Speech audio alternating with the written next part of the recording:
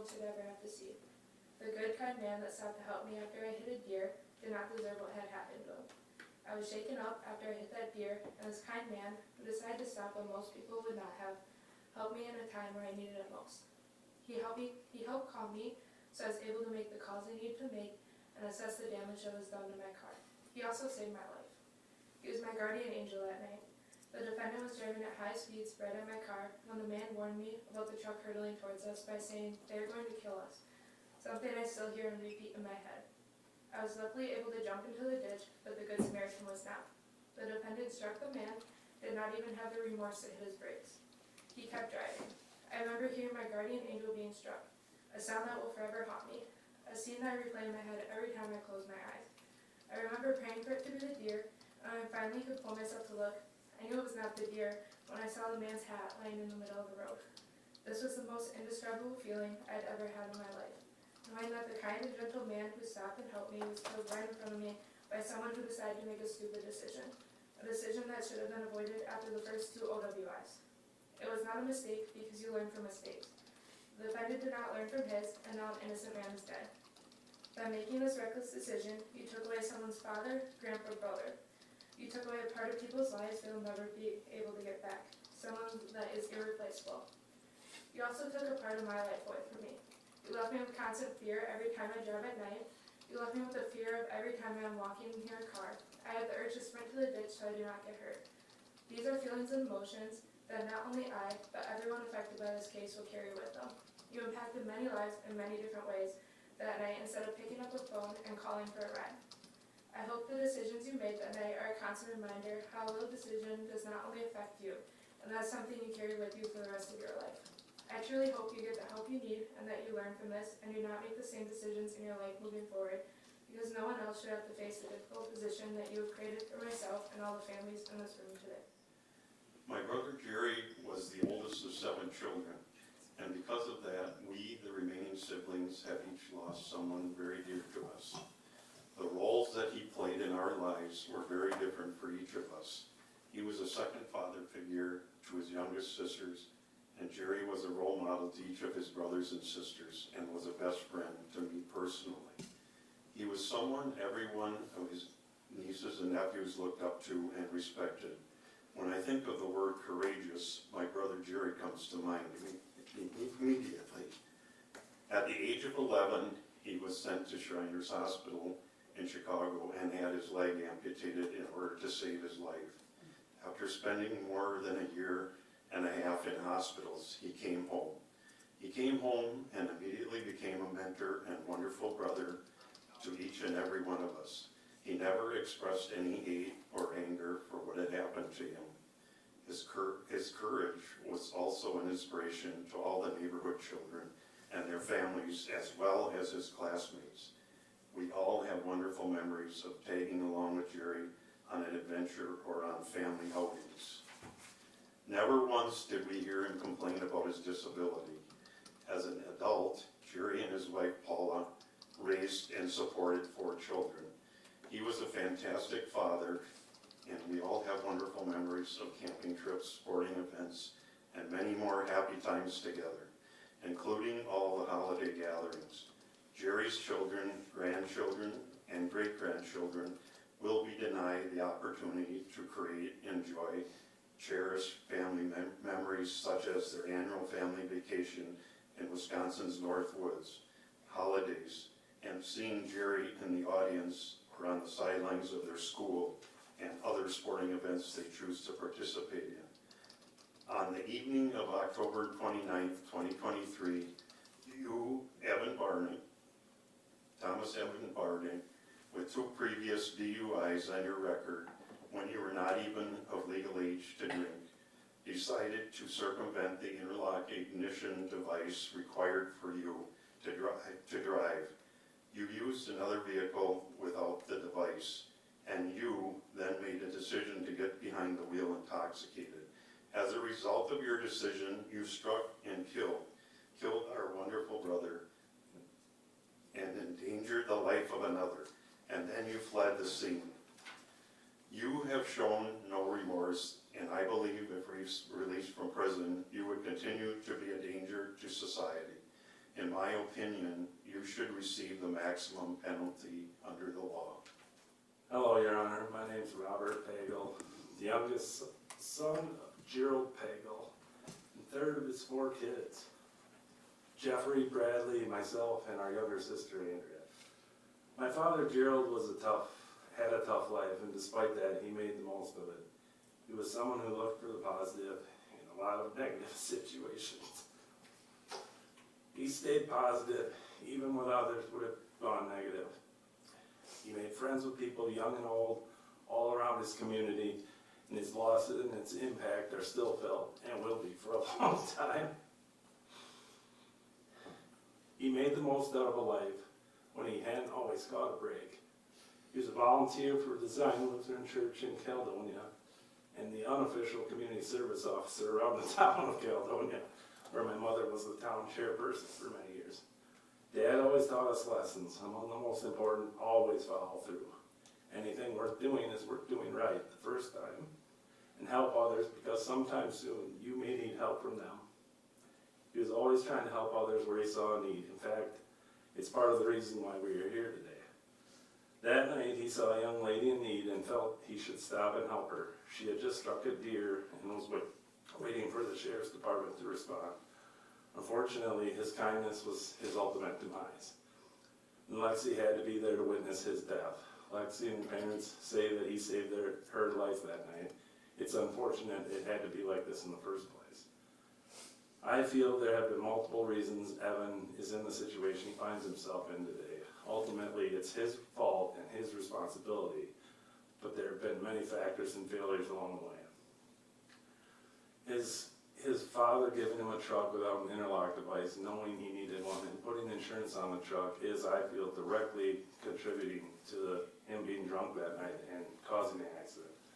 His family and friends, knowing that he obviously has an issue with alcohol, enabling him to continue on a path that ended up with him killing my father. And the system, the law enforcement system and judicial system. It's no secret Evan has had multiple run-ins with the law and judicial system. This is his 3rd OWI offense before he reached legal drinking age. Early in October, he was found sleeping on the side of the road in the truck, running with the headlights on. And the deputy had enough probable cause, I felt, to check him for alcohol use, but he didn't. He had Evan call someone, get the truck, and take him to work. If that incident had been handled differently, there's a chance my dad is still alive today. When Evan has been held to account for the offenses he's been convicted of, the sentences have proven to be too lenient and not helped him understand his issues or seek the proper help for them. Some of those sentences have occurred right here in this courtroom. This time he's been given a plea agreement that to myself, my family, the other victim, and her family seemed way too beneficial to Evan. It just seems like he keeps getting breaks when he hasn't proven that he deserves them. Again, the recommendations are far below the maximum sentence. I understand how recommendations were created, but in every case it's different. This case, when you look at the whole picture of Evan Barnick's life so far, seems like leniency should not be the rule. When I spoke with the DA between Christmas and New Year's last year, she suggested that we, as the living victims of my father, need to work out in our minds what we feel justice looks like.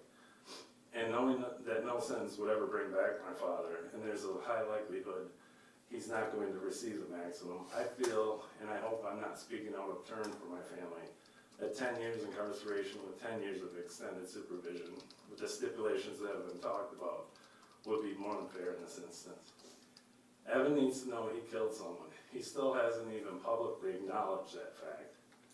I feel without a stiff sentence, he won't take the time to understand the gravity of his actions or the causes of his issues. Hopefully, Evan, whatever the judge feels your sentence should be, you start taking responsibility for your actions, and you seek whatever help you need. Because it's painfully obvious to myself, my family, and I would venture to guess most of society, that you need help. Your Honor, good afternoon. I am Evan's mom, Lori Barnick. I'd like to thank the court to give me the opportunity to speak. I'd like to begin by addressing the family and friends of Mr. Pagel. I I do want to express my sincere condolences. We are sorry. We are sorry this happened, and we do feel for you. I wanted to reach out to you for a year or so, but I also want to respect your boundaries and give you the space, time to grieve. I'm sorry that Gerald is no longer with us. His loss is a tragedy. With everything that has happened, I do imagine that you look at Evan and you see this young 21-year-old boy who did something really stupid. I beg you just listen to me and to see a different perspective. Evan is the youngest of 3.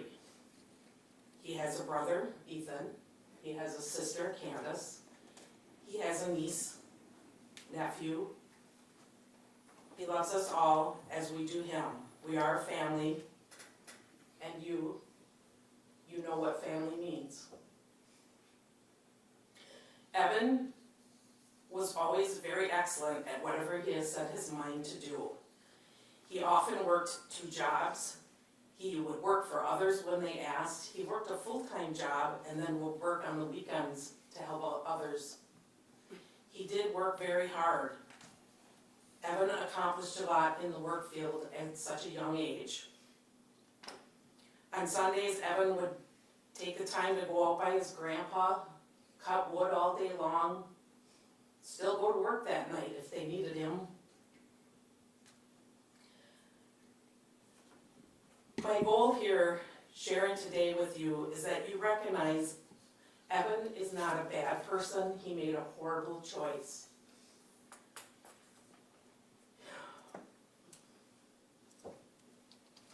I could get into Evan's past and try to rationalize why this may have happened. Bring up Evan's tragedy, trauma, and hardships. They will not bring back Mr. Pagel. I urge you to please consider the following factors. It was a tragic accident. He did not intentionally cause any harm.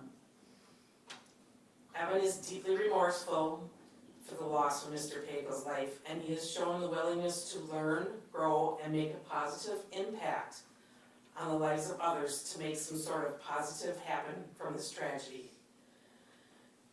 In conclusion, I respectfully ask the court to consider Evan's character, the circumstances surrounding this event, and Evan does have remorse.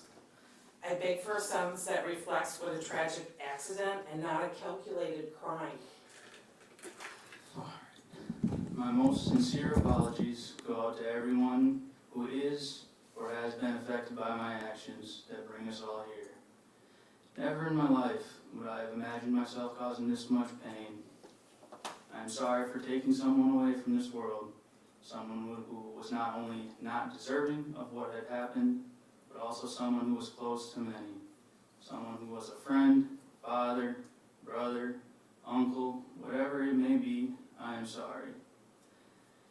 I am sorry for leaving an absolute devastating memory in your heads. I am sorry for never giving you the opportunity to say goodbye. I am sorry for the scene that I had left behind. I am sorry for whoever had to see it, or even who had to imagine it. Never has it been my intentions to cause this much harm or pain, and I am truly sorry. I am to sentence Mr. Barnick in count 1 for homicide by intoxicated use of a vehicle. That is a Class E felony. In count 3, I'm to sentence him for first degree recklessly endangering safety, which is a Class F felony. And in count 6, I'm to sentence him for violating a court order restricting operating privileges with an ignition interlock device, an unclassified misdemeanor.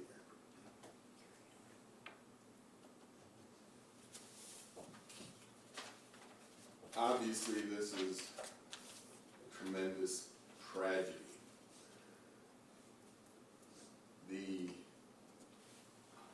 victim here, from all accounts, was a caring, helpful, compassionate gentleman who demonstrating those attributes, stopped to assist the other primary victim, AMM here, who was a young lady, had struck a deer, which is not an uncommon event in this county. I suspect it was her first collision with a deer. She was stranded in the middle of the road, and GLP came to her assistance. While they were waiting for the arrival of law enforcement, Mr. Barnick, operating a vehicle without an ignition interlock device installed, came roaring down the highway, and GLP warned AMM that they were going to be hit. Apparently he was able to push her out of the way, was not able to leap out of the way herself, and ended up being killed for, as AMM or just indicated, being a good Samaritan. That's absolute tragedy. And GLP's family is devastated. We've heard comments from his brother. He was the senior brother in the family that everyone looked up to and relied upon. We've heard comments from his son. There's nothing that can be said outside of this. Is a completely unnecessary and tragic circumstance.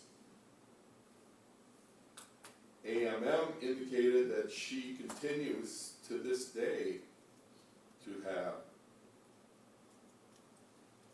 dreams or visions or hearing the unwanted sounds of this night, something that no one should experience, and particularly a young, relatively new driver, and being assisted in what is an extremely stressful situation for her, that being a strike with a deer.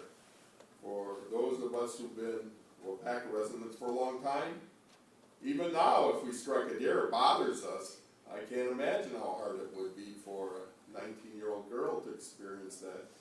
And so it was so nice and wonderful that GLP took the time to stop and try to assist her.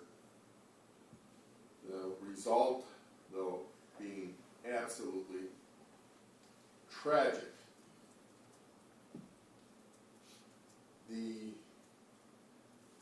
actions of Mr. Barnick are obviously unwarranted and illegal. He indicates that he now recognizes he has an alcohol problem, and I certainly hope that that is true. But yet, if we look at his record, I'm not sure he, certainly by this evening, the events of this evening, had learned anything.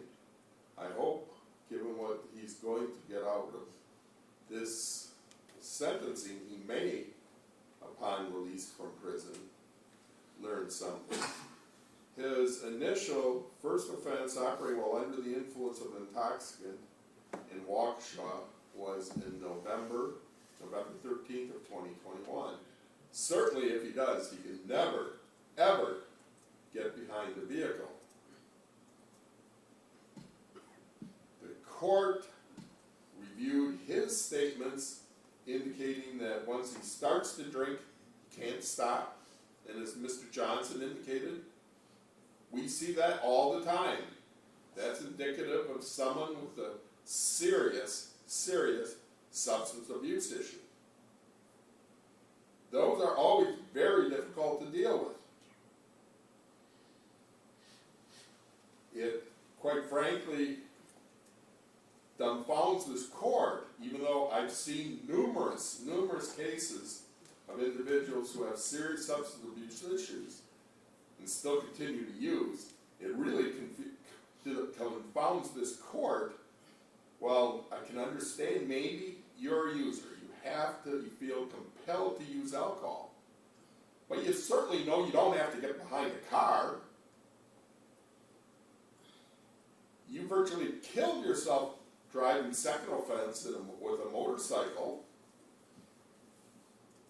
You were stopped within 2 weeks of this incident for driving a vehicle without an ignition interlock device. You knew what you needed to do. You're a smart man, and you elected not to. Those are all aggravating factors that cause this court grave concern. But on the other hand, as I indicated, Mr. Barnick has positive characteristics. He's apparently very bright. He's apparently a hard worker. He's apparently had close to full-time employment since age 13. He graduated from high school early. He was doing well. He has found employment and a skill which certainly can support himself in the future. All of those are positive factors that the court has to weigh. So when the court makes a determination of what is the appropriate sentence, first I have to look at the gravity of the offense, and there's certainly nothing more serious than taking the life of another individual. This is not an intentional homicide, which would warrant arguably a life sentence. But on the other hand, this is an action that demonstrates complete disregard for the laws of the state regarding consumption of alcohol and getting behind vehicles. This is not the first time. I see occasionally people convicted of these tragic offenses on their very first time operating while under the influence of an intoxicant. Those are extremely tragic. Those are perhaps the type of cases that would warrant following the argument that there's a compelling reason to give less than the minimum.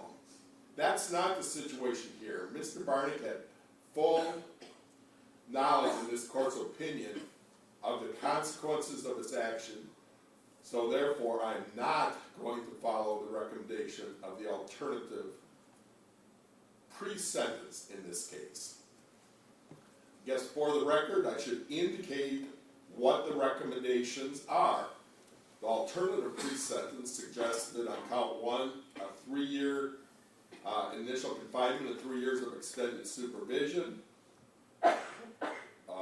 probationary period 3 years consecutive to that sentence, and then a 3-month concurrent sentence on count 6. The writer of the state's pre-sentence investigation was recommending on count 1 the court impose the minimum mandatory penalty of 5 years of incarceration and 5 years of extended supervision, and then on count 3, 1 year of initial confinement and a year of extended supervision consecutive to count 1. I believe the pre-sentence writer characterized it as consecutive to the confinement of count 1. Well, I cannot impose that type of sentence if that's what the pre-sentence writer actually meant, as well as a 6-month concurrent jail sentence on count 6. I am to impose the minimum sentence that will meet the needs of sentencing in this matter. This is a case where obviously deterrence and punitive aspects certainly have to be considered. There are not a whole lot of offenses more serious than count 1. I have to consider protection of the public, and again, if at the end of the sentence Mr. Barnick continues to have problems with the consumption of alcohol and operating motor vehicles, that would be a real shame and a real terrible result. But, so I certainly need to protect the public, and hopefully the sentence I will impose will meet that. But I also, as I indicated, need to recognize he's a young gentleman. He does have positive attributes. The pre-sentence writers basically indicate that, with the exception of his alcohol consumption, he basically lives a pretty pro-social life. What I want to see is at the end of the sentence that Mr. Barnick is going to be able to go out and live a positive, pro-social life, yet avoid any further criminal behavior. Obviously, given the mandatory nature of count 1, this is a prison case. He's not suitable for probation. I could not find any compelling reason to even consider that. I'm going to discuss count 6 first. That's the least significant. That's an unclassified misdemeanor. I will simply direct that he serve 6 months in the county jail on that count.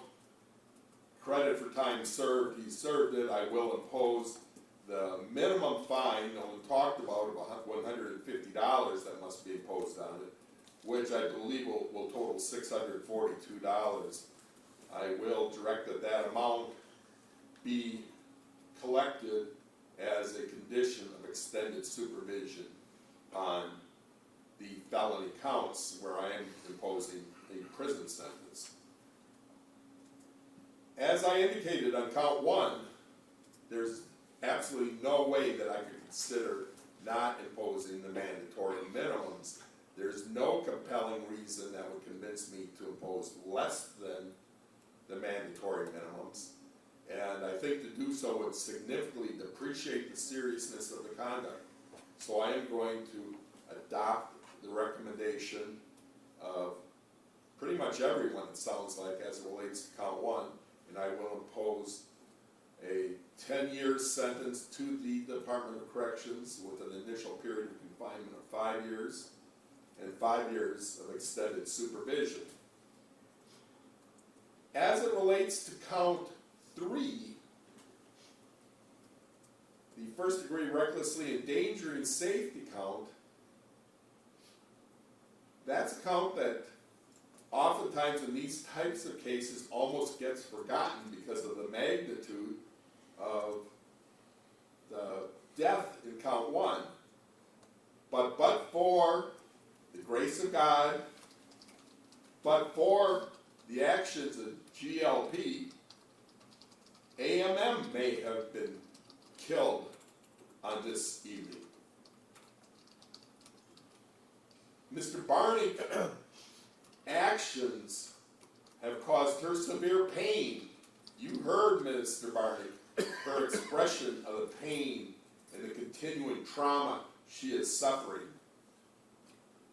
I think what really bothers her, and quite frankly should, is the fact that not only did you strike GLP and kill him, but you kept on going. You didn't even stop to provide any assistance. That really shows a depravity of mind in this court's opinion. You obviously knew you hit something. Even giving you the benefit of the doubt, thinking you maybe hit the deer that's dead in the road. You saw 2 people there, you did not stop. You continued to speed on. I'm sure you did it because you knew you were drunk. And you were operating a truck without an ignition interlock device. And so not to impose some consequence for that behavior, you did clearly put AMM at significant danger. I think you need to be sent a prison sentence on that count as well. I am going to sentence you to 2 years consecutive to the 10 years that I originally imposed, with an initial period of confinement of 1 year and 1 year of extended supervision.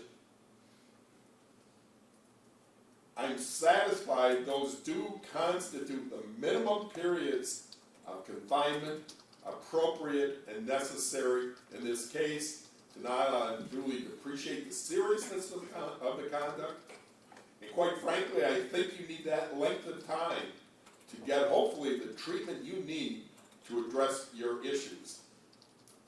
Implicit within both the pre-sentence investigation and the alternative pre-sentence investigation, there appear to be indications that you have perhaps issues with perhaps self-worth or depression.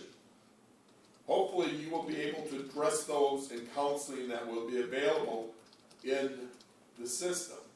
If you don't address those issues, if you don't understand why you have developed such a propensity to consume alcohol in excess, unfortunately, no matter how bright you are, you don't have a bright future. On the other hand, if at the end of your sentences you come out clean and sober and recognize your need to be in compliance with absolute sobriety at all times, you're a bright man. I see that you are interested in possibly going to the university and getting a degree in actuarial science. That would be consistent with apparently your great abilities in math, and I'd encourage you to do it. But to do it, you will have to be absolutely sober and remain absolutely sober.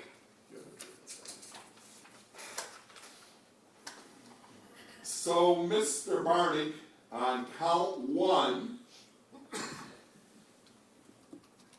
I've imposed an initial period of confinement of 5 years in the state prison system and an extended period of supervision of 5 years. That is consecutive to count 3, which will provide for an initial period of confinement of 1 year and 1 year extended supervision, and both those are in effect concurrent with count 6, although I indicated the jail sentence I've imposed has been served there. You get concurrent time, so you serve the jail in full. It's just the mandatory fine that you have not done. Given the nature of this offense, or these offenses, you are not eligible for the challenge incarceration program or the substance abuse program. Quite frankly, that's a decision the legislature has made. I would, if I could, strongly recommend that you be involved in the substance abuse programming, but that's not a decision that I can make. You need to, though, take the advantage within the prison system of whatever substance abuse programming you can get. You need to maintain absolute sobriety. That's your only real future, sir. I'm going today be giving you a form that's described, written explanation of the determinate sentence. As I indicated on count 1, I've imposed 5 years initial confinement and 5 years extended supervision. On count 3, I've imposed 1 year of initial confinement and 1 year of extended supervision. Those are consecutive to each other. In the middle of the form, there will be a description of something that's often referred to as bad time, which basically says if you violate certain rules of corrections or misbehave in the prison system, your period of confinement can be increased up to the full 12 years that I've imposed.